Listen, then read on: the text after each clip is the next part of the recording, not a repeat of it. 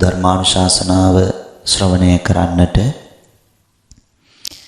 අද මේ උතුම් ධම් සභා මණ්ඩපයට රැස් වෙන සම්බන්ධ වෙන එකතු වෙන වාසනාවන්ත සදැහැති පින්වතුනි, අපි ජීවත් වෙන වටපිටාව තුළ ශ්‍රද්ධාකාමීන් ජීවත් වෙනවද? ශ්‍රද්ධාවට නැඹුරුණ අය ජීවත් වෙනවද? ශ්‍රද්ධාවට හිත සම්බන්ධ කරගත්ත අය, හිත බද්ධ කරගත්ත අය ජීවත් වෙනවද කියලා අපිට දැනගන්නට තියෙන එක ක්‍රමයක් තමයි මේ රත්නත්‍රයට පුද පූජා කරන විදිය. එනිසා අපි බුද්ධ රත්නයට පූජා පවත්වනවා දකිනවා, සංඝ රත්නයට පූජා පවත්වනවා දකිනවා. බුද්ධ රත්නයත් සංඝ රත්නයත් අතරට වැටෙන දෙවෙනි රත්නය ධර්ම රත්නය. ධර්ම රත්නයට පූජා කරන තැන්වලදී අපිට අර ගිලම්පස පූජා කරලා ධර්ම රත්නයට පූජා කළාට වැඩක් වෙන්නේ නැහැ. මොකද ධර්ම රත්නයේ සම්බන්ධව අපිට රූපමය අත්දැකීමක් ලබන්න බෑ.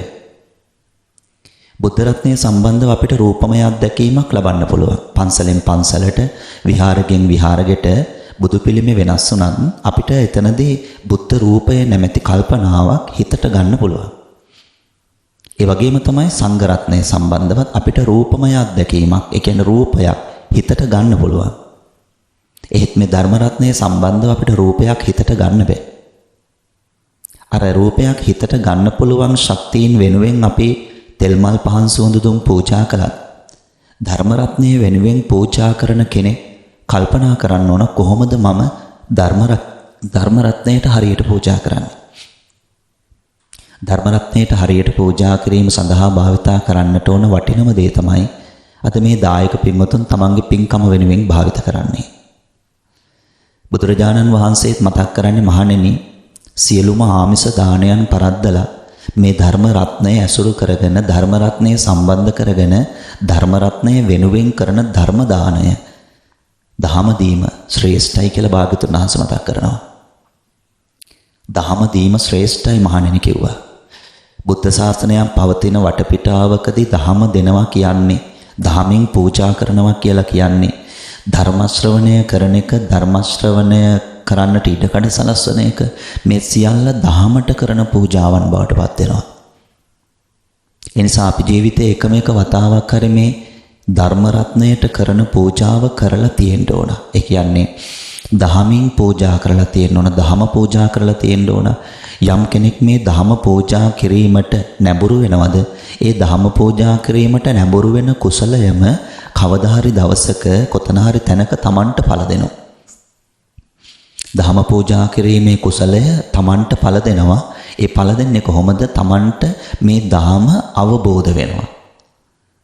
එනිසා බුදුරජාණන් වහන්සේ මතක් කරන්නේ මේ රත්නත්‍රය ඇසුරු කරගෙන කරන පුද පූජාවන් ඇතුළත මේ දහම ඇසුරු කරගෙන ධර්ම රත්නයෙන් පූජා කරනවා නම්, දහම පූජා කරනවා නම්, ඒ දහම පූජා කිරීම ඊටාම බල සම්පන්නයි, ආනිසංසදායකයි මහණෙනි කිව්වා. මොකද දහම පූජා කරන තැනකට යම් කෙනෙක් එකතු වුණොත්, දහම පූජා කරන තැනකට යම් කෙනෙක් රැස් වුණොත්, එයා තව කරුණු කාරණා වලින් සන්නද්ධ වෙනවා.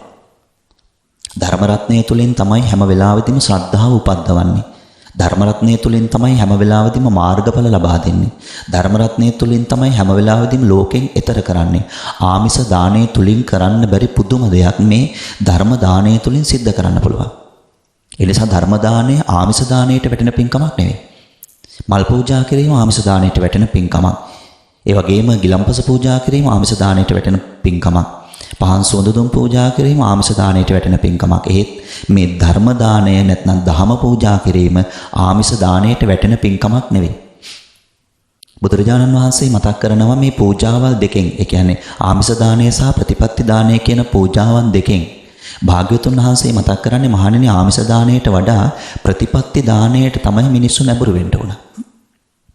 ඒ නිසා යම් තැනක ප්‍රතිපත්තියට නැඹුරු වෙනවද, ඒ ප්‍රතිපත්තියට නැඹුරු වෙන තැන අර ආමිෂයට නැඹුරු වෙලා කටයුතු කරන තැනකට වඩා විශේෂ දෙයක් අපිට දැක ගන්න පුළුවන්කම ලැබෙනවා. ඒ නිසා බුදුරජාණන් වහන්සේ මතක් කරන්නේ ආමිෂයට නැඹුරු වෙන එක නරකක් නෑ, වරදක් නැහැ. නමුත් ආමිෂයට නැඹුරු වීම තුලින් ධම්ම රසය දැක ගන්න බෑ. ධර්මය මොන වගේද කියලා දැක ගන්න බෑ. රූපමය අත්දැකීමක් ලබන්න බැරි ධර්මය සම්බන්ධව තමන්ට දැක ගන්න, තමන්ට දැනගන්න නම් මේ ප්‍රතිපත්ති පූජාව, දහම පූජා කිරීම, ඒකට තමන් නැඹුරු වෙන්නට ඕන. ඒක ඇසීමටත් නැඹුරු වෙන්න ඕන, දීමටත් නැඹුරු වෙන්න ඕන. ධර්මයේ දෙන්න පුළුවන් තැන්වලදී ධර්මයේ දෙන්න ඕන. ඒක බණපදයකින් වුණත් කමක් නැහැ. ධර්මයේ දෙන්න පුළුවන් තැන ධර්මයේ දෙන්න ඕන. අපි දකිනවානේ ගොඩක් වෙලාවෙදී මලගෙදරකට ගියාට පස්සේ අපේ මිනිස්සු තුල තියෙන ඒ ගතිය හැදිලා. මේ දහම දෙනවා කියන එක ආයතන මාර්ගයෙන්, පාසල් මාර්ගයෙන්, විහාරස්ථාන මාර්ගයෙන්, යම් යම් සංවිධාන මාර්ගයෙන්, සමිති මාර්ගයෙන් අපි දැකලා තියෙනවා දහම දෙනවා. ඒ කොහොමද? බැනර් එකක දහමට අදාළ වෙන මරණය සම්බන්ධ වැකියක් ලියනවා. ඒ මරණය සම්බන්ධ වැකියක් ලියලා ඒක කාටත් ප්‍රදර්ශනය වෙන විදිහට, කාටත් දැක ගන්න පුළුවන් වෙන විදිහට මලගෙදර කොතන හරි තැනක ඒ දහමට සම්බන්ධව ලියූ වැකිය ඇති බැනරය එල්ලනවා. ඒ එල්ලන එකෙන් දන්න කියන ඕනම කෙනෙකුට, දහම දන්න ඕනම කෙනෙකුට අර වැකිය කියවනකොට දහම් කරුණක් සම්බන්ධව අවබෝධයට යනවා. ඒත් අපි ඒක දකින්නේ නැහැ වැඩි පිරිසකට සිද්ධ වෙනවා කියලා. වැඩි පිරිසකට සිද්ධ වෙනවා කියලා අපි දකින්නේ නැහැ. ඒකට එක හේතුවක් තමයි දහම් රසයේ විඳින්නට නැඹුරුව කටයුතු කරනව ස්වල්ප වෙන නිසා. දහම් රසයේ විඳින්නට නැඹුරුව කටයුතු කරන අය ඊටාම ස්වල්පයි. ආමිසයට අපි කොහොම හරි නැඹුරු කරගත්තත් මේ ප්‍රතිපත්ති පූජාවට නැඹුරු කරගන්නට අමාරුයි. එනිසා බුදුරජාණන් වහන්සේ මතක් කරන්නේ එහෙනම් මේ ප්‍රතිපත්ති පූජාව තමයි ශ්‍රේෂ්ඨ. ඒ ප්‍රතිපත්ති පූජාව හරහා තමයි Tamanට මේ රූපමය අත්දැකීමක් ලබන්න බැරි ධර්මය සම්බන්ධව Tamanට වැටහීමක් එනවා. මොකද්ද මේ ධර්මය කියන්නේ? මේ ධර්මයේ තුල පවතින්නේ මොන වගේ ස්වභාවයක්ද? ධර්මයේ තුලින් කියා දෙන්නේ මොකක්ද? ඒ කියාදීම Taman ඇහුවාම, ඒ කියාදීම Taman දරාගත්තාම, ඒ කියාදීම Taman ක්‍රියාත්මක කරාම Tamanට මොනවද ලැබෙන්නේ? ඒ හැම පැත්තක් සම්බන්ධවම Tamanට මේ ප්‍රතිපත්ති පූජාව හරහා අත්දැකීම් ලබන්න පුළුවන්. එනිසා මේකට වැඩිපුර නැඹුරු වෙන්න ඕන. ධර්ම ශ්‍රවණය සඳහාත් නැඹුරු වෙන්න ඕන. දහම දීම සඳහාත් නැඹුරු වෙන්නට ඕන. එනිසා පරණ මිනිස්සු පුළුවන් හැම තැනකදීම මේ පින්කම කරගත්තා. මේ පින්කම කරගත්ත මේක ලෝකෝත්තර මාර්ගයට උපකාර වන පින්කමක්. ලෞකික මාර්ගයට උපකාර වනවටත් වඩා ලෝකෝත්තර මාර්ගයට උපකාර වෙන පින්කමක්. මනුෂ්‍යත්වයේ ලබන කෙනෙක් මේ ලෝකෝත්තර මාර්ගයට උපකාර වෙන පින්කම සිද්ධ කරගන්නවද? ඒක මනුෂ්‍යත්වයට පැමිණීම පිණිසත් උපකාර වෙනවා. මොකද දහම හැම වෙලාවෙදීම සම්ප්‍රේෂණය කරන්නේ මනසට, නැත්නම් හිතට. ඒ දහම මනසට, හිතට සම්ප්‍රේෂණය වෙනකොට අපි හොඳටම දන්න දෙයක්, දකින දෙයක් තමයි දහමින් කවුරු හරි කෙනෙක් පෝෂණය වෙනවා නම් ඒ දහමින් පෝෂණය වෙන කෙනා හරහා අනර්ථයක් සිද්ධ වෙන්නේ. ඒකනේ මේකේ තියෙන විශේෂත්වය. බුද්ධ වචනය තුල පවතින විශේෂත්වය ඒකයි. බුද්ධ වචනය හරහා යම් කෙනෙක් තමන්ගේ හිත පෝෂණය කරගන්නවද? බුද්ධ වචනේ හිතට දා ගන්නවද? බුද්ධ වචනේ හිතින් ක්‍රියාත්මක කරනවද? ඒ බුද්ධ වචනේ හිතින් ක්‍රියාත්මක කරන්නේ කරහා මොනම තැනකදීවත් තමන්ටවත් අනුන්ටවත් අනර්ථයක් සිද්ධ වෙන්නේ නැහැ. ඒක මොන තරම් උතුම් දෙයක්ද? තමන්ටවත් අනුන්ටවත් අනර්ථයක් සිද්ධ වෙන්නේ. අපි ගොඩක් වෙලාවට දකින්නේ තමන්ගේ අර්ථය පතා අනුන්ට හානි කරන අවස්ථා අපි දකිනවා. තමන්ගේ යහපත පතා, තමන්ගේ අර්ථය පතා, තමන්ගේ සුභ සිද්ධිය පතා, තමන්ගේ ඕනෑපාකම් මත අනුන්ට හානි කරනවා අපි දැකලා තියෙනවා. නමුත් මේ දහම් රසයේ හිතට වැටෙනකොට එයාගෙන් තමන්ට අනර්ථයක් වෙන්නෙත් නැහැ, බාහිර පරිසරයට අනර්ථයක් වෙන්නෙත් නැහැ. ඒ චරිතය තුල නිතර ගොඩනැගෙන්නේ පුදුම තරම් සංවේදීභාවයක්. සංවේදීභාවය. ඒ සංවේදීභාවය ගොඩනැගෙන්නේත් විශේෂ ආකාරයකට. අපි දකිනවා සංවේදීභාවය ආකාර දෙකකට ගොඩනගෙන්න පුළුවන්. එක ආකාරයක් තමයි කම්පණයෙන් යුක්ත වූ සංවේදීභාවයක් හැදෙන්න පුළුවන්. අර අනේ පව් කියන කල්පනා. ඒකට අපි කියන කම්පණයෙන් යුක්ත වූ සංවේදීභාවයක් හැදෙන්න පුළුවන්. ඒ වගේම තමයි අකම්පිත වූ සංවේදීභාවයක් හැදෙන්නත් පුළුවන්. අපිට අවශ්‍ය කරන්නේ කම්පණයෙන් යුක්ත වූ සංවේදීභාවය නෙවෙයි. කම්පණයෙන් යුක්ත වුණ සංවේදීභාවය ඇති වෙනකොට එතන පව් කරෙන්න පුළුවන්. කම්පණයෙන් යුක්ත සංවේදීභාවයක් ඇති වෙනවා. එතකොට එතනදී පව් කරෙන්න පුළුවන්. අපි මෙහෙම හිතමු. අපි සතෙකුට කන්න දෙනවා. අපි ආදරය කරන, අපි ඇලුම් කරන, ගෙදරට නිතර යනවට එනවට කැමති වෙන, රූපය දකින්න කැමති වෙන, හඬ අහන්න කැමති වෙන, අපි විශේෂ සතෙකුට, ගිරවෙකුට, මයිනෙකුට, ලේනෙකුට වගේ අපේ හිතෙනුත් අපි හදාගෙන තියෙනවා ඒ සතු බොහොම අහිංසකයි කියලා. ඒ වගේ සතෙකුට අපි කැම ටිකක් දෙනවා. ඒ කෑම ටික දෙන අවස්ථාවේදී ඒ සතා කන කෑම පිඟානට නැත්නම් ඒ සතා කෑම කන තැනට ඒ සතාට විරුද්ධ සතෙක්. ඒ කියන්නේ ඒ විරුද්ධ සතා වැහුවට පස්සේ අර සතාට කෑම කන්න හම්බ වෙන්නේ. එහෙම සතෙක් අර කෑම තියෙන තැනට වහනවා. ආන්න එතනදී අපිට උපදිනවා සංවේදී භාවයක්. ඒ සංවේදී භාවයේ උපදින්නේ අර අහිංසක සතා සම්බන්ධව විශේෂ සංවේදී භාවයක් ඇති වෙනවා. ඒ වගේම තමයි අර දාමරික සතා සම්බන්ධව විශේෂ ප්‍රකෝපයක් ඇති වෙනවා. විශේෂ ප්‍රකෝපයක්. එතකොට අපි හැම වෙලාවෙදිම බලන්නේ ඒ සංවේදී භාවයේ ඉදිරිපිට. ඒකයි අපි කිව්වේ ඒක කම්පණයට බරයි ඒ සංවේදී භාවය. ඒ කම්පණයට බර සංවේදී භාවයේ ඉදිරිපිට තමන්ගේ කැමැත්ත පරිදි තමන් අර අනෙක් පැත්තට හානියක් කරන්න පෙළඹෙනවා. ඒ කියන්නේ දෙවනුවට වහපු සතාට ගහන්න පෙළඹෙනවා. දෙවනුවට වහපු සතාව පන්නන්න පෙළඹෙනවා. ඒකෙදී අපි දකින්නේ අන්න එතන කම්පණයකින් යුක්ත සංවේදී භාවය. එතන තියෙන්නේ අනේ පව් කියන ගතිය. ඒ අනේ පව් කියන ගතිය ඇවිල්ලා තියෙන්නේ කොටසකට විතරයි. අර තමන් ඇලුම් කරන කොටසට පමණයි ඒ අනේ පව් කියන සංවේදී භාවය ඇති වෙලා තියෙන්නේ. ආන්න එකයි අපි කියන්නේ එතන කම්පණයෙන් යුක්ත සංවේදී භාවයක්. ඒ වුණාට මේ මාර්ගඵල හරහා තමන්ට ලැබෙන්නේ කම්පණයෙන් යුක්ත සංවේදී භාවයක් නෙවෙයි. ඒ සංවේදී භාවයේ නිවීමට බර සංවේදී භාවයක්. එතන කම්පනයක් නැහැ. අකම්පිත සංවේදී භාවයක්. ඒ අකම්පිත සංවේදී භාවය බොහොම මධ්‍යස්ථයි. අකම්පිත සංවේදී භාවය බොහොම මධ්‍යස්ථයි. අපි වුණත් කතා කරන වෙලාවට කතා කරනව නේද බුදුරජාණන් වහන්සේ සෝපාකට එක විදිහකටත්, සුනීතට එක විදිහකටත්, රාහුල කුමාරයාට එක විදිහකටත්, එහෙම මේ තුන් දෙනාට තුන් විදිහකට සැලකුවේ නැහැ කියලා. අපි කියන්නේ රාහුලටත්, ඒ වගේම සෝපාකටත්, රාහුලටත්, ඒ වගේම සුනීතටත්. ඒ චරිත දෙකටම අපි කියන්නේ එක විදිහකට බුදුහාමුදුරුවෝ සැලකුවේ කියලා. ආන්න ඒ සංවේදී භාවය තුල පවතින විශේෂත්වය. එහෙනම් මේ අවබෝධය හරහා Tamanට උපදින සංවේදී භාවය තුළ විශේෂත්වයක් අපි ඒකට කියන්නේ ඇත්තටම කම්පා වෙනවා කියන එක නෙවෙයි අපි ඒකට කියන්නේ කරුණාව කියලායි අපි ඒකට කියන්නේ. බුදුරජාණන් වහන්සේට අනෙකුගේ දුක ඉදිරිපිට කම්පාවක් නෙවෙයි උපදින්නේ. උන්වහන්සේට උපදින්නේ කරුණාවක්. කරුණාවක්. ඒ කරුණාව තුළ කම්පාව නැහැ. මොකද උන්වහන්සේ අකම්පිත වූ චරිතයක්. උන්වහන්සේගේ ආධ්‍යාත්මය, උන්වහන්සේගේ මනස නිශ්චලයි. ඒ නිශ්චල මනසකට කම්පනයක් එන්න බෑ. අපි මේ මහන්සි වෙන තැන එතන. ඒ කියන්නේ නිශ්චල මනසක් රඳා පවත්වා ගන්න අපි මහන්සි වෙනවා. කම්පනයකින් තොර දුකක් වේදනාවක් නැති මනසක් අපි පවත්වා ගන්න මහන්සි වෙනවා. ආන්නේ නිසා මේ ධර්ම ශ්‍රවණය කරන කෙනෙකුට නැවත නැවත ඇති වෙන්නේ අකම්පිත මනසක්. ඒක තමන් විනාඩි 5ද 10ද කරන්නේ ඒ විනාඩි 5-10 තුලත් තමන් අහන්නේ හරි දහම් කතාවක් නම්, ආවේගය ප්‍රකෝපය ඇති නොකරවන දහම් කතාවක් නම්, මනස නිශ්චල කරවන දහම් කතාවක් නම්, හිත සම්බන්ධව වැටහීමක් ඇති කරවන දහම් කතාවක් නම්, ඒ විනාඩි 5ක කාලයක් වුණත් ඒ දහම් කතාව අහන තැනදී Tamanට තේරෙනවා Tamanගේ හිත ඒකාග්‍ර වෙනවා කියලා. ඒ නිසා මේ බුද්ධ ශාසනයේ පවතින වටපිටාව තුළ මේ ධහම දෙනවා කියන එක පුදුම ආනිසංසදායකයි. ඒකයි භාග්‍යවතුන් වහන්සේ මතක් කරන්නේ දන් දීම උනත් ඉගෙන ගන්න ධර්ම ශ්‍රවණය කරන කෙනෙක්. සිල් රැකීම උනත් ඉගෙන ගන්න ධර්ම ශ්‍රවණය කරන කෙනෙක්. මව්දෙමව්පියන්ට සැලකීම උනත් හොඳට ඉගෙන ගන්න ධර්ම ශ්‍රවණය කරන කෙනෙක්. ආගමානුකූල ජීවිතයක් ගත කිරීම සම්බන්ධව උනත් හොඳට ඉගෙන ගන්න. ඒ කියන්නේ අර්ථයක් ඇතුව, තේරුමක් ඇතුව.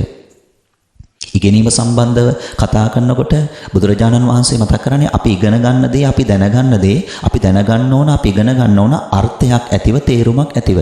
අපි ඉගෙන ගන්න දේෙන් අර්ථයක් නැත්නම්, අපි දැනගන්න දේ තුල තේරුමක් නැත්නම් ඒව අපි කොච්චර දැනගත්තත් වැඩක් නැහැ.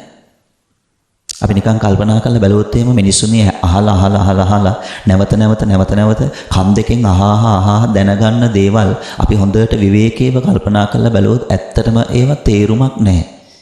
ඒව ගොඩක් වෙලාවට සතියක් දෙකක් තුනක් මාසයක් දෙකක් තුනක් පවතින දේවල් මිසක ඒවත් තේරුමක් ඇතිව අපි හිතට දාගන්න දේවල් නෙවෙයි.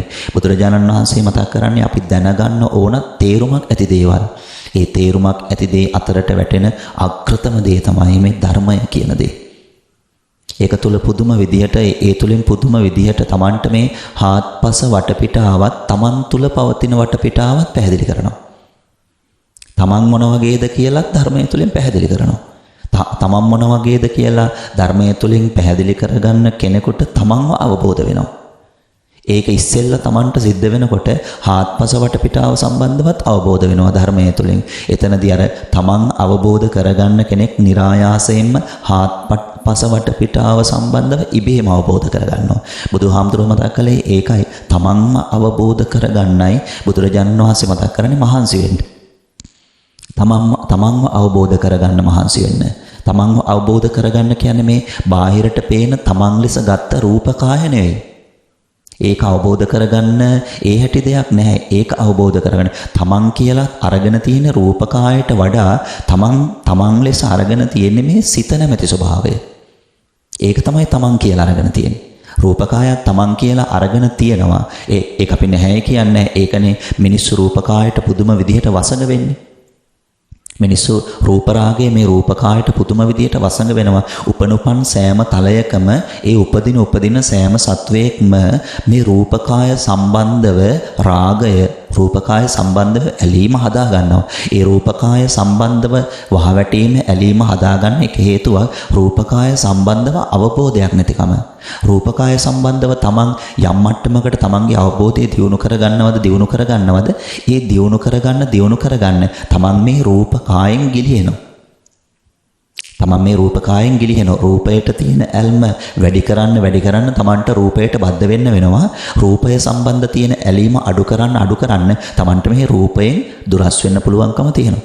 රූපකාය සම්බන්ධය අවබෝධයත් ඊටාම අවශ්‍යයි. නමුත් රූපකායට වඩා බුදුරජාණන් වහන්සේ මතක් කරන්නේ මනෝපුබ්බංගමා ධම්මා සෑම දෙයකටම පෙරගමන් යන මනෝකාය සම්බන්ධව මනස සම්බන්ධව බුදුරජාණන් වහන්සේ මතක් කරන්නේ තේරුම් ගන්න. ඕන්න ඔය දෙපැත්ත තමයි ධර්ම ශ්‍රවණය කරනකොට වැටහෙන්නේ.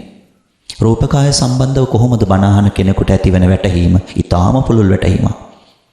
රූපකාය සම්බන්ධව ධර්ම ශ්‍රවණය කරන කෙනෙකුට ඇතිවෙන්නේ ඊටාම පුළුල් වැටහීමක්. සාමාන්‍ය පරිසරය තුළ ජීවත් වෙන කෙනෙකුට රූපකාය සම්බන්ධව තියෙන අවබෝධයට වඩා බණ අහන කෙනෙකුට රූපකාය සම්බන්ධව තියෙනව පුළුල් අවබෝධයක්, පිහිටනව පුළුල් අවබෝධයක්.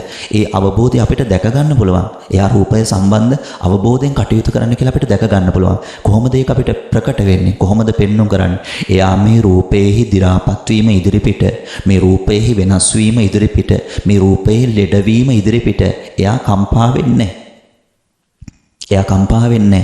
එයාට රූපය සම්බන්ධව අකම්පිත මනසක් ගොඩනගිලා තියෙනවා. රූපය කියන්නේ දි รา පත් වෙන එකක් තමයි. රූපය කියන්නේ ලෙඩට වැටෙන එකක් තමයි. රූපය කියන්නේ මරණයට වැටෙන එකක් තමයි කියලා එයා නිතර ප්‍රත්‍යවේක්ෂා කරලා තියෙන නිසා එයාට රූපය සම්බන්ධව සාමාන්‍ය කෙනෙක්ට පවතින අවබෝධයට වඩා පුළුල් අවබෝධයක් පවතිනවා. ඒ පුළුල් අවබෝධය හරහා එයාට ලැබෙන්නේ මොන වගේ අත්දැකීමක්ද? ඒ පුළුල් අවබෝධය හරහා එයා රූපයට තියෙන වසඟ භාවයෙන් මිදෙනවා. රූපයට තියෙන මේ මහා වසඟ භාවය තමන්ගේ රූපය සම්බන්ධව තමන් කල්පනා කරොත් එහෙම තමන්ගේ හිතට මේ තමන්ගේ රූපය සම්බන්ධ පුදුම වසඟ භාවයක් තියෙනවා. වසඟ භාවයක් ඒ කියන්නේ හිත අපිට අප්‍රකට වුණත්, හිත අපිට පේන්නේ ඇස් දෙකට පෙනුන්නේ නැති වුණත් ඒ නොපෙනෙන ස්වභාවය හරහා මේ මුළු රූපෙටම බැඳිලා තියෙනවා. ඒක පුදුම බන්ධනයක්. මේ මුළු රූපෙටම බැඳිලා තියෙනවා. මේ රූපේ අස්සක් මුල්ලක් නැර සෑම තැනකටම සිත හරහා රූපයට බැඳිලා තියෙනවා. අන්න ඒ වසඟ භාවය සිතින් දුරස් වෙනවා. ඒකයි රූපය සම්බන්ධ පුළුල් අවබෝධයක් ඇති වෙනවා කියලා කිව්වේ. රූපයට හානිවන කිසිම තැනකදී, රූපයට අලාභානිවන කිසිම තැනකදී, රූපය කඩාවැටීම ඉදිරිපිටදී ඒ සිත මොන වෙලාවකදීවත් රූපයේ ඉදිරිපිට කම්පණයටපත් වෙන්නේ නැහැ. එහෙම උදවිහි ඉන්නවා. නමුත් ඊට එහාට යන්න භාග්‍යතුන් වහන්සේ කියා දෙනවා. ඊටත් එහාට යන භාග්‍යතුන් වහන්සේ කියා දෙනවා. එතනින් එහාට යනකොට රූපය සම්බන්ධව තියෙන අවබෝධය ඉක්මවාගෙන එහාට යනකොට ඊළඟට යා දකිනවා රූපය නෙවෙයි ඇත්තටම මම කියලා අරන් තියෙන්නේ. රූපය නෙවෙයි ඇත්තටම මම කියලා අරන් තියෙන්නේ. රූපයත් අයිති උනාට රූපයට වඩා මම කියන සංඥාව වැඩිපුර පිහිටවලා තියෙන්නේ රූපය සම්බන්ධ කරගෙන පහළ වෙන සිත. රූපයක් හදාගෙන පහළ වෙන සිත. අපි කල්පනා කළොත් අපේ මුල් අවස්ථාව මොන වගේද කියලා ඇහැට පේන්නේ නැති අවස්ථාවක්. අපේ රූපයේ මුල් අවස්ථාව. මෞපිය දෙපාර්ශවයේහි එකතු වීම නිසාවෙන්, සංකලනය නිසාවෙන් අපේ රූපය ඇති වෙනවා. ඒ රූපේ ඇති වෙන්නටත් විඥාණය පිහිටනවා. එතකොට ඒ රූපේ මුල් අවස්ථාව ගත්තොත් එහෙම ඒක හරියට එළඟි තෙල් තියෙන බඳුනකට කෙස් ගහක් දාලා ඒ කෙස් ගහ 3-4 සැරයක් ගසලා අපි ඒ කෙස් ගහේ අග බලනකොට අපිට පේන්න තියෙන්නේ යම් තත්වයක්ද. ආන්න ඊටත් වඩා සියුම් තත්වයක් තමයි රූපය සම්බන්ධව තියෙන මුල් අවස්ථාව. නමුත් ඒක බලන්න වැඩි දියුණු වෙලා ඉස්සරහට යනකොට අපිට මේ රූපය මොන තරම් වෙනස් වෙනවද කියලාම පේනවා. ඒ කියන්නේ මේ රූපය එක තැනක පවතින දෙයක් නෙවෙයි, මේ රූපය වෙනස් වෙමින් යන දෙයක් කියලා අපිට පේනවා. ඒක ඉස්සරහට එහාට යන්න අපි ඒකට කියන්නේ වෙනස් වීමට වඩා අපි ඒකට කියන්නේ රූපේහි විනාශය, අපි කියන මරණය කියලා. ඒ නිසා රූපය සම්බන්ධවත් හිත සම්බන්ධවත් භාග්‍යවතුන් වහන්සේ මේ දේශනාව තුළින් පැහැදිලි කරනවා. ඒ නිසා යම් කෙනෙක් ධර්ම ශ්‍රවණය කරනවද එයාට මේ දෙපැත්ත සම්බන්ධවම අවබෝධ වෙනවා. මේ දෙපැත්ත තේරුම් අරගන්නවා කියලා කියන්නේ සසරෙන් මිදීම පිණිසම ඒ දෙපැත්ත තේරුම් ගැනීම උපකාර වෙනවා. ඒ නිසා බුදුරජාණන් වහන්සේ ධම්මපදයේ නාගවග්ගය තුල දේශනා කරපු විශේෂ ගාථා දේශනාවක් තියෙනවා. තමන්ව දමනය කර ගැනීම සම්බන්ධව, තමන්ව හික්මවා ගැනීම සම්බන්ධව, තමන්ව පාලනය කර ගැනීම සම්බන්ධව, තමන්ව වටහා ගැනීම සම්බන්ධව ධම්මපදයේ නාගවග්ගය තුල ඊටාම ලස්සන ගාථාවක් භාග්‍යවතුන් වහන්සේ දේශනා කරනවා. මේ ගාථාව දේශනා කරන්නේ ඇත්ගොව්වෙක්ට. එයා පැවිදි වෙලා හිටියේ. නමුත් මහාන වෙන්න කලින් එයා රස්සාව විදිහට වැඩිපුර කාල සීමාවක් එයා පුරුදු පුහුණු කළේ මේ ඇත්තු මෙහෙයවනවා, ඇත්තු හික්මවනවා ඇත්ගොව්වේ. පැවිදි ජීවිතයටපත් වුණාට එයා මහාන ජීවිතයට ආවට අර පැවිද්දට එන්න කලින් ගිහි ජීවිතය තුළ එයා කරපු රස්සාව එයාගේ ඇඟේ තිබුණා. බුදුරජාණන් වහන්සේගේ දවසේ එහෙම පැවිදි වුණ අය හිටියා. ඒගොල්ලෝ පැවිදි වුණාට පස්සේ ඒගොල්ලන්ගේ ඇඟේ තිබුණ සමහර ගති මතු වුණා. සමහර අය හිටියා. ඒගොල්ලෝ පෙදරේරුවෝ. ඒගොල්ලෝ ලස්සනට ගෙවල් හදන්න දන්නවා. ඒගොල්ලෝ මහාන වුණා. පෙදරේරු කොටසට අයිති අය මහාන වුණා. ඒගොල්ලෝ මහාන වුණාට පස්සේ ඒගොල්ලෝ ඉන්න හදාගත්ත ආරාමය, ඉන්න හදාගත්ත කුටිය සමහර වෙලාවට ඕනෑවටත් වඩා ලස්සනයි. සමහර තැන්වලදී භාග්‍යවතුන් වහන්සේ ඒ තැන්වලට වැඩම කරලා ඒගොල්ලෝ හදපු ඒ කුටි ආරාම ඉවත් කරන්න කියලා නියම කරපු අවස්ථාවක් තියෙනවා. ඒ කියන්නේ ඕනෑවට වඩා ලස්සන වෙන්න බෑ. නිසා එහෙම අවස්ථාවක් තියෙනවා. නිසා ඇඟේ තිබුණ රස්සාව පැවිද්දට ආවා කියලා නැති උනේ නෑ සමහර අයගේ. ඒ ඇඟේ පුරුදුතාවය පැවිද්ද තුලත් තිබුණා. මේ පුද්ගලයා පැවිදි වෙන්නේ ගිහි ජීවිතයේ ඇත්ගොව්වෙක් විදිහට ඉඳලා තමයි පැවිදි වෙන්නේ. ඒ නිසා එයා ඇතා සම්බන්ධව සියලු විස්තර දන්නවා. එයා ඇතාව ගත්තට පස්සේ එයාව මෙල්ල කරන්න අනින්න අවශ්‍ය කරන තැනත් හෙන්ඩුව පාවිච්චි කරන්න ඕන විදිහත්, ඒ වගේම එයාව කුපිත කරන්න හෙන්ඩුව පාවිච්චි කරන්න ඕන විදිහත්, එයාව දනගස්සන්න හෙන්ඩුව පාවිච්චි කරන්න ඕන විදිහත්, හොඬවැල ඔසවන්න පාවිච්චි කරන්න ඕන විදිහත්, හිස නම්මවන්න පාවිච්චි කරන්න ඕන විදිහත් මේ සියල්ල සම්බන්ධව ඇත්ගොව්ව දන්නවා. ඒ නිසා පැවිද්දට ආපු මෙයාගේ ඇඟේ අර ගිහි ජීවිතය තුළ ඉඳගෙන කරපු රස්සාව එයාගේ ඇඟේ පැවිද්දට ආවට පස්සේ තිබුණා. අපි සමහර වෙලාවට අපි දකිනවා සමහර දරුවෙක් අපි හිතමු ඒ දරුවා වැඩිපුර කැමති වෙන්නේ ක්‍රිකට් ඉගෙන ගන්න. එයා නිතරම තමන්ගේ අත් දෙකෙන් අපි දැකලා තියෙනවා එයා නිතරම ඒ ක්‍රීඩාව තුලම ඉන්නවා. අර ඒක ඇඟේ තියෙන ගතිය නිතරම මතුවෙනවා. අපේ මොනවා හරි පුරුදුතාවයන් අපි හදාගෙන තියෙනවද හිතට? ඒ හිතට හදාගෙන තියෙන පුරුදුතාවයන් ඇඟෙන් ප්‍රකට වෙනවා. එනිසා සමහර කෙනෙක් මල් වවන්න ආසයි. සමහර කෙනෙක් වැඩියෙන් ගෙවල් දොරවල් හදන්න ආසයි. සමහර කෙනෙක් වැඩියෙන් ඉඩ කඩම් ගන්න ආසයි. මොනවට හරි තමන් වැඩියෙන් ආස කරනවද, නැඹුරු වෙනවද? ඒ ආසාව තුල තමන්ගෙන් ප්‍රකට වෙන්නේ තමන්ගේ හිතේ තියෙන පුරුදු ගතිය. අපි වේය ගත්තොත් එහෙම අපිට වේයකින් ප්‍රකට වෙන්නේ ආහාර හොයාගෙන යන ගතිය නෙමෙයි. වේය නිතරම ආහාර හොයාගෙන යනම නෙමෙයි, වේය නිතරම යන්නේ මැටි හොයාගෙන යන්නේ මොකටද? වේය පුරුදු වෙලා තියෙන්නේ ගෙවල් හදන්න. ගේ ලොකු කරගන්න එකට තමයි වේයගේ පුරුද්ද. එතකොට වේය ඉපදුන දවසේ ඉඳලා මැරෙන දවස දක්වාම වේය නැවත කරන්නේ ගේ ලොකු කිරීම පිණිසම වැඩ කටයුතු කරනවා. යොදනවා. ඒ වගේම අපි කූඹියක් ගත්තොත් එහෙම කූඹියගේ ස්වභාවය වේයගේ ස්වභාවයට වඩා වෙනස්. කූඹියගේ ස්වභාවය තමයි එයාගේ ස්වરૂපය, එයාගේ ස්වභාවය ගෙයක් හදා ගැනීම, ගෙයක් තනා ගැනීම නෙමෙයි. එයා වැඩිපුරම බලන්නේ හදාගත්ත පොඩි තැන උනත් ඕනෑවටත් වඩා කෑම ගබඩා කරන්න. හදාගත්ත පොඩි තැන වුණත් ඒ පොඩි තැන වුණත් ඕනෑවට වඩා කෑමම ගබඩා කරගන්න තමයි එයා බලන්නේ. ඒ නිසා කූඹියා නිතරම දුවන්නේ කෑම සඳහා, වේයා නිතරම දුවන්නේ ගේ හදාගන්න, හුඹහලුකු කරගන්න අවශ්‍ය කරන මැටි ටික සොයා ගැනීම සඳහා. අර බලන්න හිත හරහා ඇඟ මෙහෙවන විදිය. එනිසා මේ හිතට අපි ඇතුල් කරගන්න දේවල්, හිතට අපි පටව ගන්න දේවල් සම්බන්ධව අපිට කොච්චර කල්පනාවක් තියෙන්න ඕනද? සමහර නොගත යුතු පුරුදු, පුහුණු නොවිය යුතු පුරුදු සමහර වෙලාවට අපි හිතට දාගත්තොත් එහෙම ඒවා මොනතරම් බලපානවද කියලා බලන්න. තිරිසන් ලෝකවලදීත් අපි ඒවෙන් මිදෙන්නේ නැහැ. මනුස්ස ලෝකයේ තුලදී මිදෙන්නෙත් නැහැ. දෙවියන් අතරට ගියත් මිදෙන්නෙත් නැහැ. ඒ නිසා අර පුරුද්ද ඕනෑවට වඩා වැඩි කරගෙන නම් ඒ පුරුද්ද තුලම ජීවත් වෙන්න බලනවා. ඒ නිසා මේ මිනිස්සයාගේ පුරුද්ද වෙලා තිබුණ අර ඇතුම් මෙල්ල කිරීම, ඇතුම් හේ කිරීම. ඒ නිසා මේ ඇත්ගොව්වා පැවිදි භාවයටපත් වෙනවා. පැවිදි භාවයටපත් වෙලා දවසක් මහා සංඝරත්නයත් එක්ක ඒ සංඝ පෙළහරේ මේ ඇත්ගොව්වා නැත්නම් මේ පැවිදි වුණ භික්ෂුවත් උන්වහන්සේලාත් එක්ක වඩිනවා. ඒ වැඩම කරලා අචිරවතී කියන ගංගාව ළඟ මේ හැමදෙනා වහන්සේම නතර වුණා. අචිරවතී ගංගාව ළඟ මේ හැමදෙනා වහන්සේම නතර වෙනකොට අචිරවතී ගංගාව ළඟ මේ හාමුදුරුවෝ දකිනවා එක්තරා මිනිසෙක්. එයා මේ ඇත්තු මෙල්ල කරනවා. ඒ කියන්නේ ඇත්ගොව්වෙක් එයා ඇත්තු මෙල්ල කරනවා. අර හාමුදුරුවෝ බලාගෙන ඉන්නවා අර ඇත්ගොව්වා අර ඇත්තු මෙල්ල කරන්නට මහන්සි වෙන දිහා.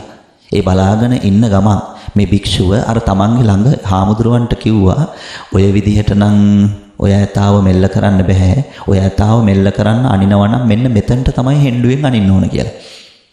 අර පරණ පළපුරුද්ද නිසාවෙන් තමන් එක්ක එකට ඉන්න හාමුදුරුවන්ට කියනවා අර ක්‍රමයේ වැරදි. ඔය ක්‍රමයට කරලා නම් ඔය ඇතාව මෙල්ල කරගන්න, ඔය ඇතාව පුහුණු කරගන්න හම්බ වෙන්නේ නැහැ.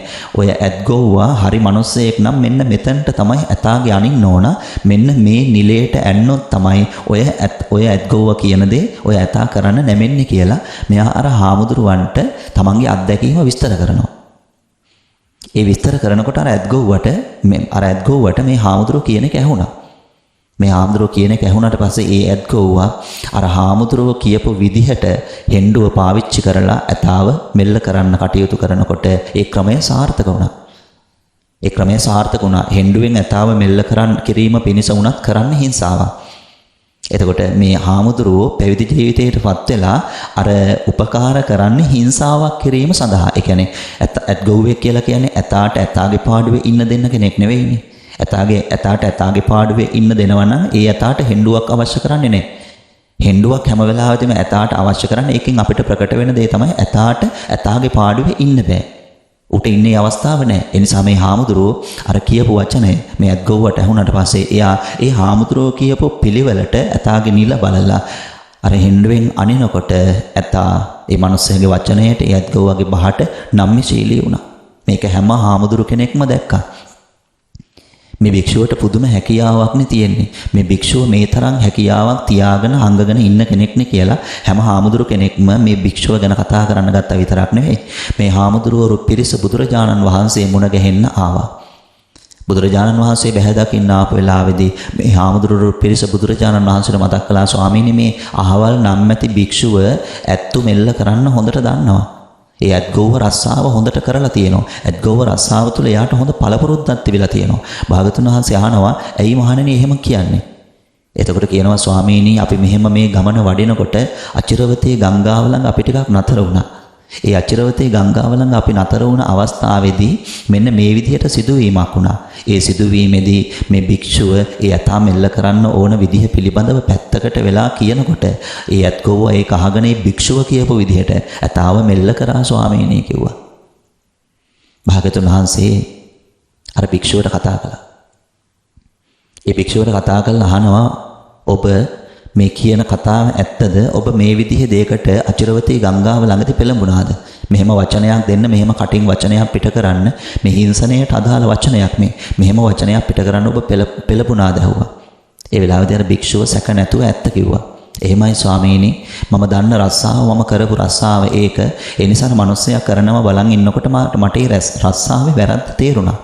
එයා එක කරනවා වැරදි කියලා මට තේරුණා. ඒ තේරුණ නිසා ස්වාමීනි මම එතනදී මාත් එක්ක එකට හිටපු හාමුදුරුවන්ට මෙන්න මේ විදිහට කිව්වා කියලා කියනකොට භාගතුන් වහන්සේ මේ භික්ෂුවට මෝග පුරුෂ කියලා ආමන්ත්‍රණය කළා. මෝඝපුරුෂ කියලා කියන්නේ බුදුරජාණන් වහන්සේ තදින්ම යම් තැනක ආමන්ත්‍රණය කරනවා නම් වරදකට අයාපතකට තදින්ම ආමන්ත්‍රණය කරනවා නම් ඒ තදින්ම ආමන්ත්‍රණය කරන තැනදී බුදුරජාණන් වහන්සේ පාවිච්චි කළ වචනය තමයි මේ මෝඝපුරුෂ කියන වචනය. මෝඝපුරුෂ කියන වචනය පාවිච්චි කරලා මේ භික්ෂුවට බුදුරජාණන් වහන්සේ මතක් කරනවා මහණ නුඹ මොන අදහසකින්ද එහෙම කිව්වේ?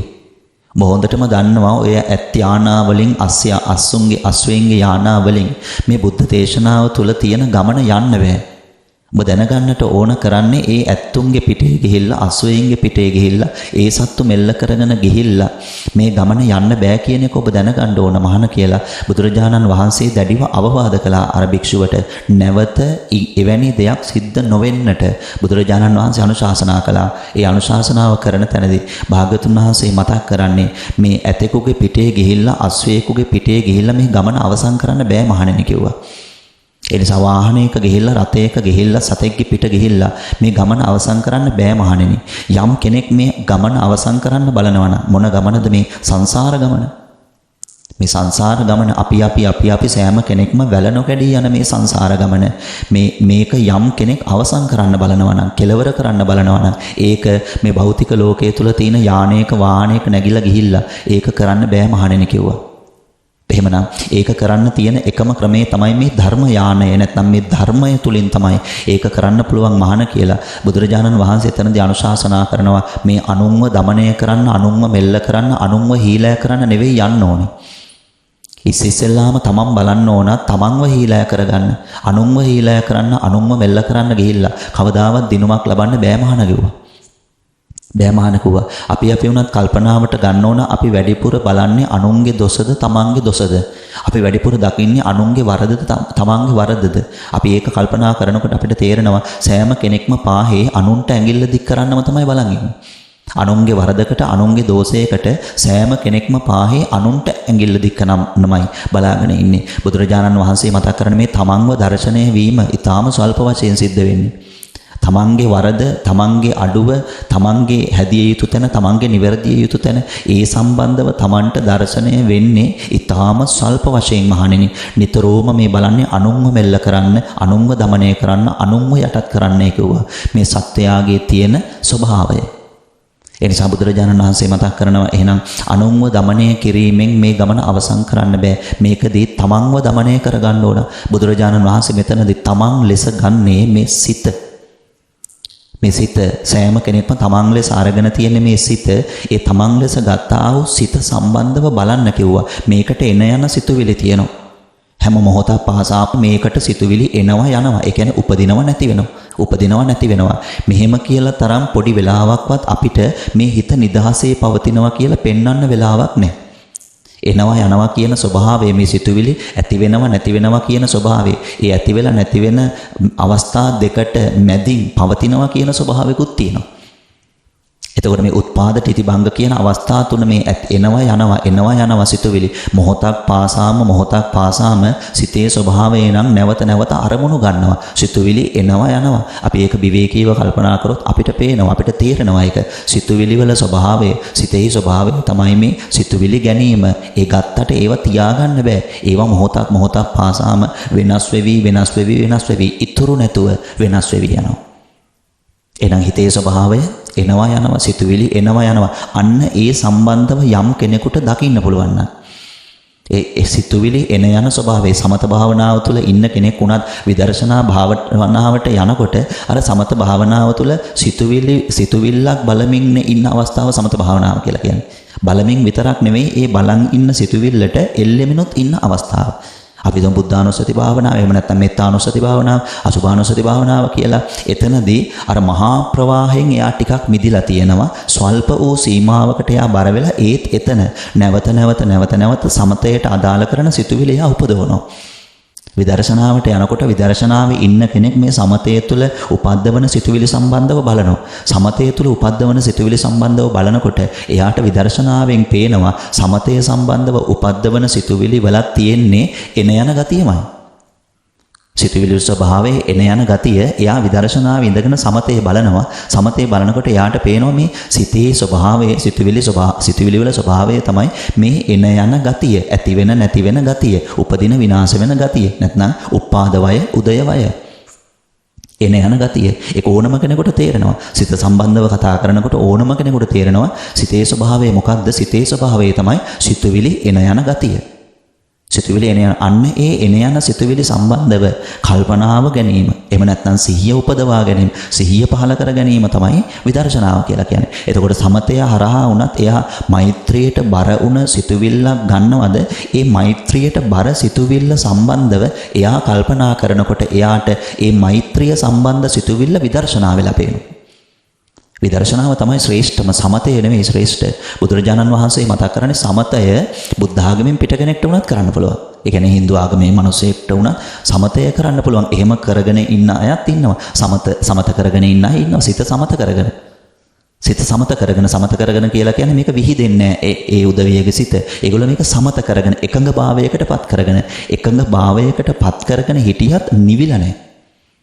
එකඟ භාවයකටපත් කරගෙන ඉන්නවා. හැබැයි නිවිලා නැහැ. ඒ නිවීම දකින්න පුළුවන් වෙන්නේ විදර්ශනාව හරහාමයි. එතකොට විදර්ශනාවෙන් දකිනකොට සමතය සම්බන්ධව පේනවා කොහොමද සිතෙහි ස්වභාවය, සිතුවිලි වල ස්වභාවය තමයි මේ එන යන ස්වභාවයේ හේවත් ඇතිව නැතිව යන ස්වභාවය. ඒක Tamanට පහසුවෙන් මතක් කරගන්න, තේරුම් ගන්න පුළුවන්කම එන යන ස්වභාවය. මේ එන යන ස්වභාවයෙන් යුක්ත සිතුවිලි පැති දෙකකට බරයි.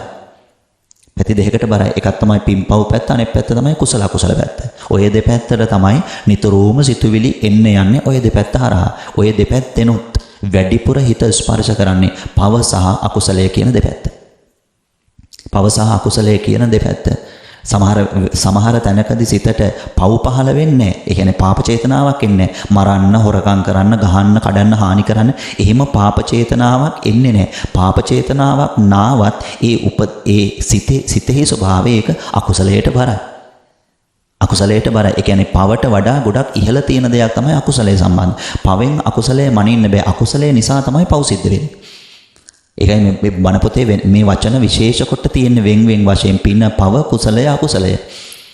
පින පව කුසලය අකුසලය. අකුසලය හරහා තමයි හැම වෙලාවෙදීම පවට නැඹුරු වෙන්නේ. එතකොට අකුසලයට බර සිතුවිලි තමයි මේ දවස් 24 පැය පුරාවට වැඩිපුරම බර.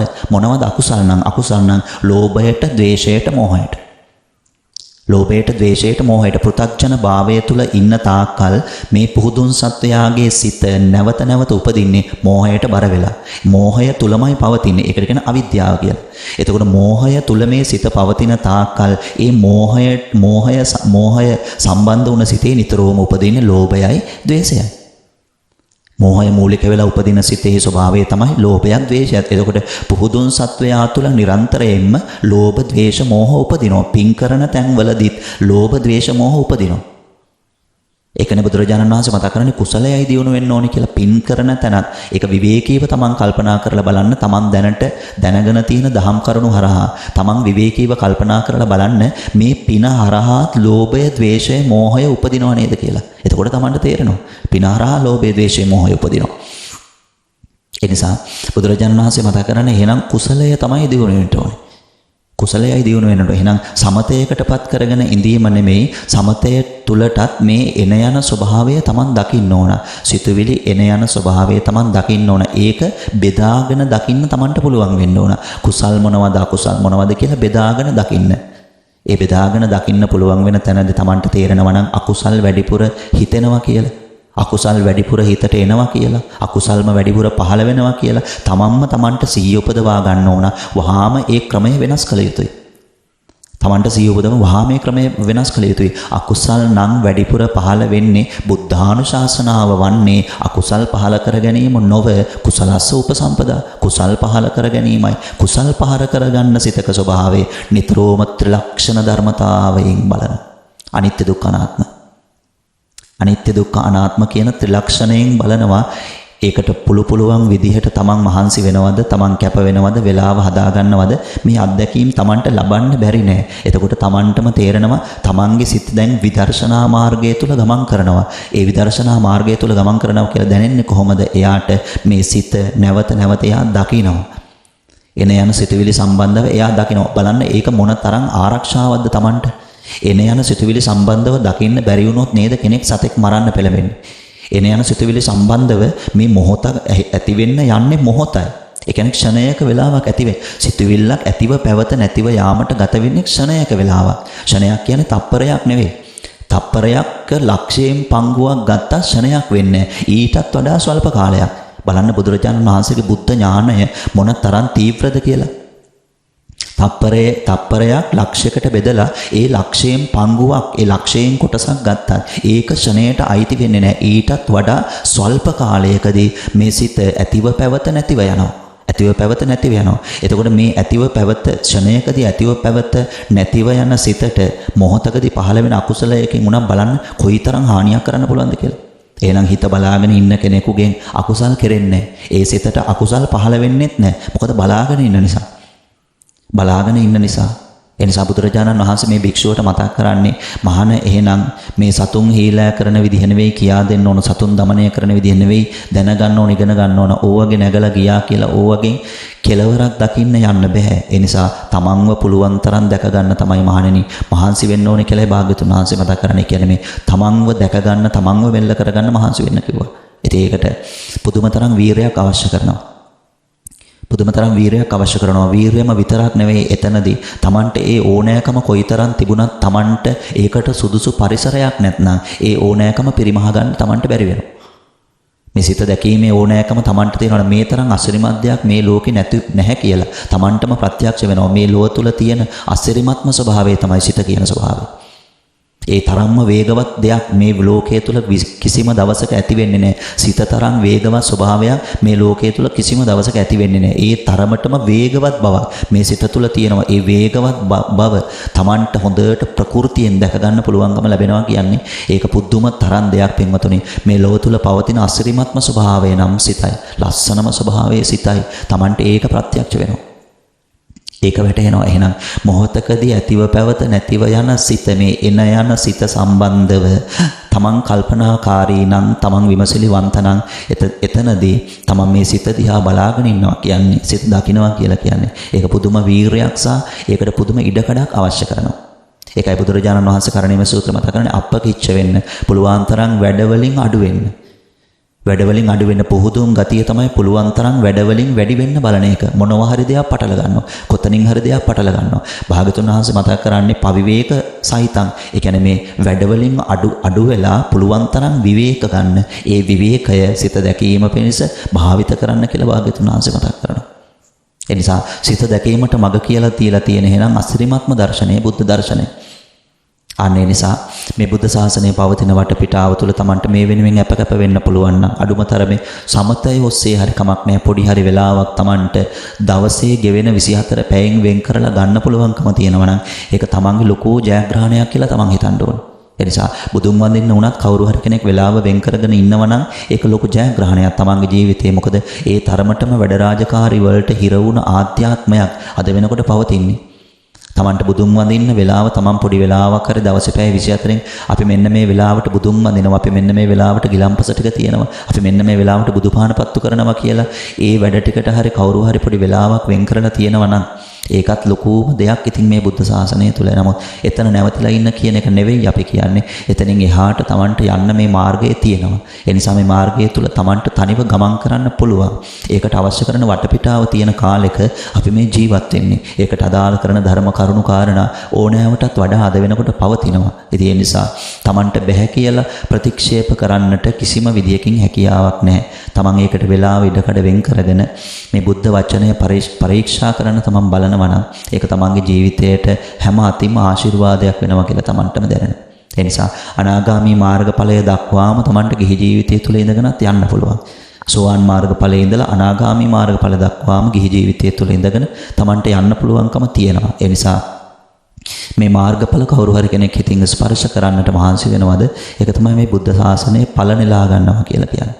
අනේ නිසා බුදුරජාණන් වහන්සේ අපි මේ මාතෘකා කරන්ට හිතුන ගාථා දේශනාව එදා අර හාමුදුරුවන් වහන්සේ අරමුණු කරගෙන ධර්මානුශාසනාව වෙනුවෙන් මාතෘකා කළා. උන්වහන්සේ එතනදී පැහැදිලි කරන්නේ එහෙනම් යානාවකින් නැගලා යන්න බැරි ගමනක්, වාහනයකින් නැගලා යන්න බැරි ගමනක් තියෙනවා. බුදුවරු හැම වෙලාවෙදිම අර යානාවකින් නැගලා යන්න බැරි, වාහනයකින් නැගලා යන්න බැරි, සතෙකුගේ පිටෙන් නැගලා යන්න බැරි මේ ගමන යන්න බුදුරජාණන් වහන්සේලා හැම වෙලාවෙදිම ශ්‍රාවක පිරිස මෙහෙවනවා. ඒ ගමන කෙලවර වෙන්නේ මේ සසරෙන් මිදිලා දුක් සහිත සංසාරයක ගමන් කරන අපි බොහෝ දේ ලැබෙනවා කියලා හිතුවත් මේ ලැබිලා තියෙන එකම දෙයක්වත් ඇත්තටම ලැබිලා නැහැ කියලා ධර්ම මාර්ගය ඇසුරු කරන කෙනෙකුට තේරෙනවා.